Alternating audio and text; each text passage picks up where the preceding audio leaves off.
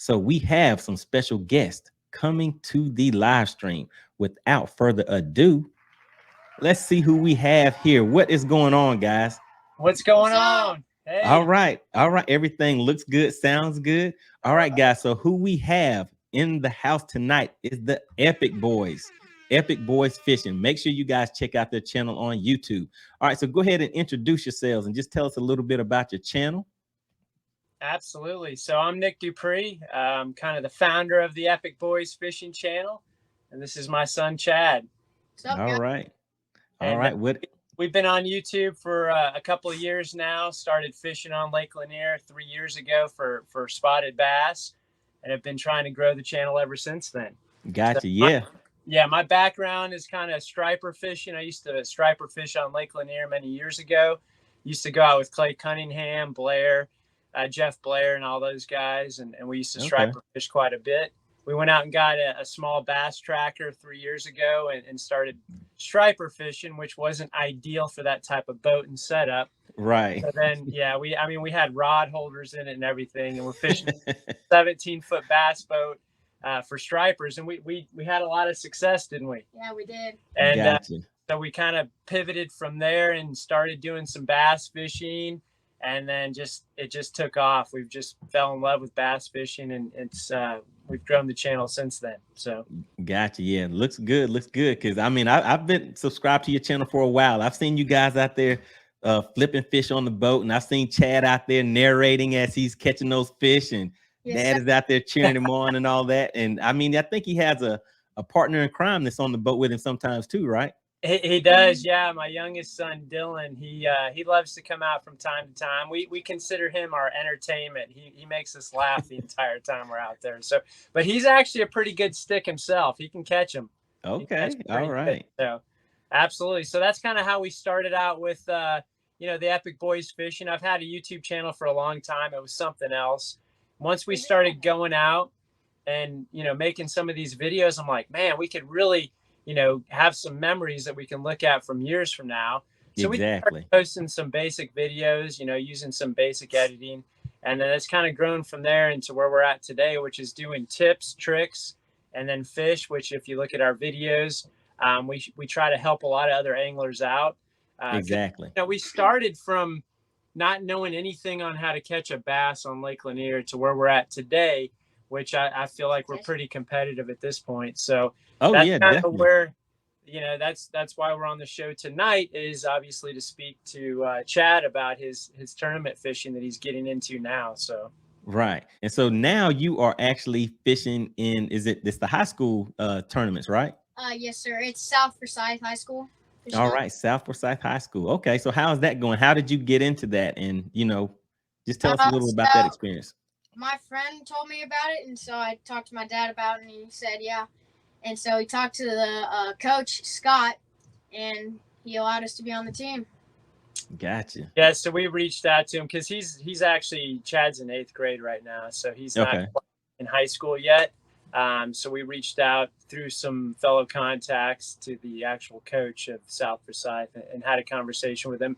And it actually, this is the cool part about it. He actually checked out our YouTube channel. I was like, wow, you guys can actually catch them. Okay. Yep, that's it. Right? Exactly. So that YouTube channel, I think, probably helped catapult us to get on the team as an 8th grader versus, wait until he's in high school. So we're excited about that. Right. Yeah, definitely a good deal. So how are you enjoying that experience? How does it feel getting up at, what is it, probably 3 or 4 in the morning? It's like, you have so much adrenaline. I'm like just ready to go. Like I woke up the first tournament, which was last weekend. I woke up like before my alarm went off, and I was just ready to go. Gotcha. Adrenaline. I was up ready to go before we had planned to leave.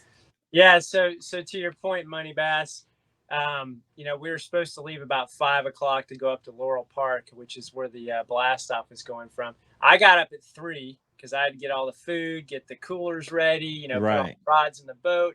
And these guys were going to get up about 4:35-ish and leave pretty much right then. Well, they got up early, and his partner and him came bebopping down the stairs way before they were supposed to get up. I'm like, what are you guys doing? It's 4:30. What are you doing? They're like, let's go. I was like, yes. Right. They love it. These guys are in it to win it, baby.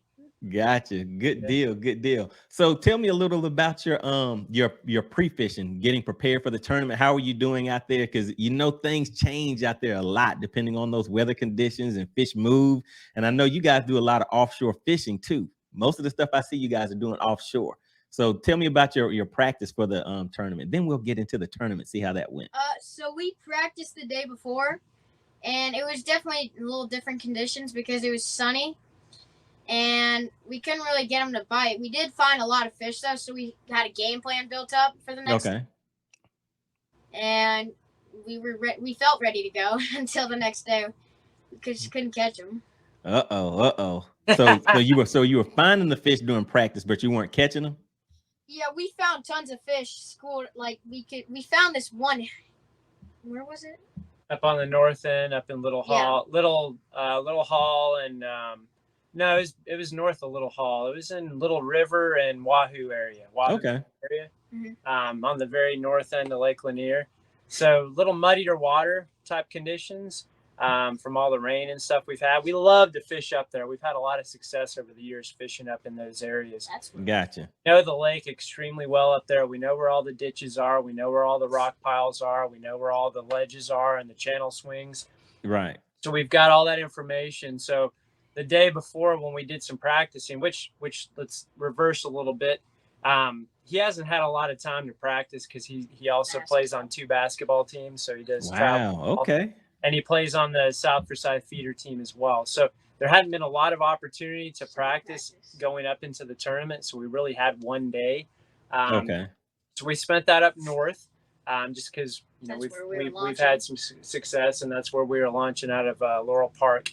And again, to his point, we found tons of schools, found lots of bait up there. I mean, there's tons of bait everywhere up in those 2 areas, Wahoo Creek and Little River. And we just struggled to get them to bite. So I thought it's a timing thing, right? As you guys know, fishing Lake Lanier, you can find the fish. They just may not bite at that particular time frame. Right, exactly. Later on, and that school is on fire. So the key is to find the fish and the bait and then hope they'll bite, right? So that was our game plan, going into the tournament. He can speak a little bit more about that. So we had our game plan built up, and we figured they were going to bite better in the morning. Right. And we went out there, and we were going to fish. We had ditches lined up. We were going to go fish. Couldn't find the fish that we found yesterday. They were gone. They weren't there. Mm-hmm. And so we did the next plan, which was go fish crankbaits on rocks. Mm-hmm. We caught one off that, and then couldn't get any other ones. And then we went back to ditch fishing. Yep. Yeah, I think from there we figured the muddy water had the fish a little lethargic and not willing to bite. So we're like, okay, so, we're mid-morning now. We need to set a specific time frame and then head south to the clean water down of Brown's Bridge. So that's what we did. So we put in the big motor and ran down south and looked in some ditches down there. Caught another really good one in a ditch in clear water. Fish. We caught it on a swim bait. That was our big fish. It was like 3. Yeah, what was the lure? It was a swim bait. Yeah, 2.8 Kitech, 2.8, right? There you go. Okay. Got one of these bad boys right here. Yeah, I see you have the tackle set up back there. Look at him. He's a professional. Yeah. All right. Yeah, we got all the tackle. So go ahead and talk about the rest of it, the rest of the day. These guys grinded. They grinded. All right. I cast so much. My wrist hurts so bad at the end of the day. Like, oh my gosh. Yeah. Like when we were throwing crankbaits, I was like, I gotta take a break for a second. But the rest of the day, kind of struggled. After we caught that one fish on the swim bait, I had confidence, and then we just couldn't catch them the rest of the day on. So. Right, yeah, because looking at those fish on the screen, and it looks like they're going up, kissing the bait, rubbing their fin on it a little bit, swimming around to the other side, just kissing your bait a little bit. And you're like, what is going on? And then they just slowly swim off. Times. Yeah. Several times. It was like, I'd throw it out. I'm like, Dad, this is it. And he comes up to it. He's like, nope, let me go back. It was so annoying. Right, Yeah. over and Even over again. Resorted to drop shot fishing, and this guy, if you've seen any of our videos on EpikBoyz fishing, he's like the drop shot master. I mean, And drop shot. He can feel the bite. He knows the hook set and the reel at the same time. I mean, he is 10 times better than I am at drop shot fishing. So we're like, okay, we're gonna end the rest of the day or use the rest of the time we have just finding fish and find some fish in ditches and drop shot on them.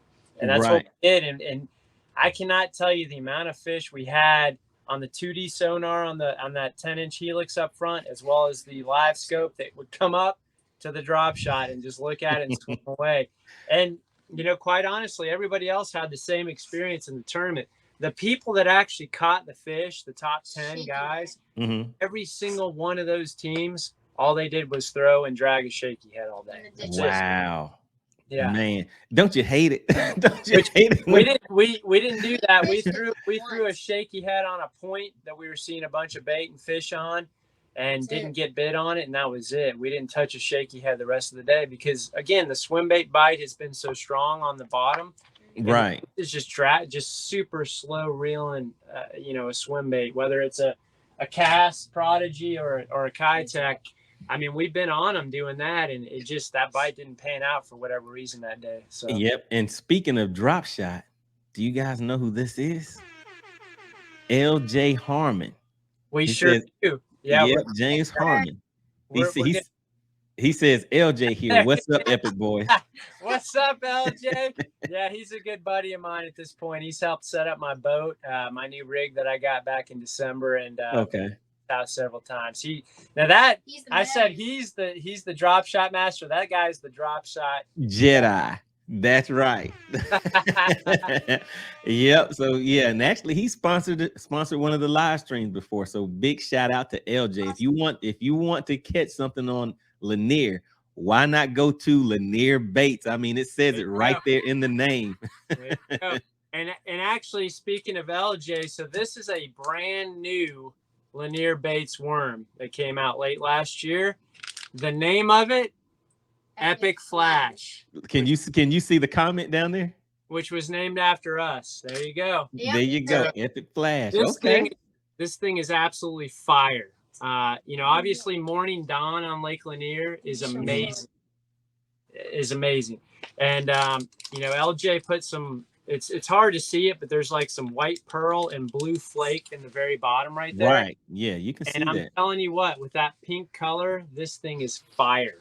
So if you haven't used Lanier Baits before, make sure you go check them out. All right. Yeah. So I might have to head over to I'm pretty sure they have them at Hammond's and Oakwood.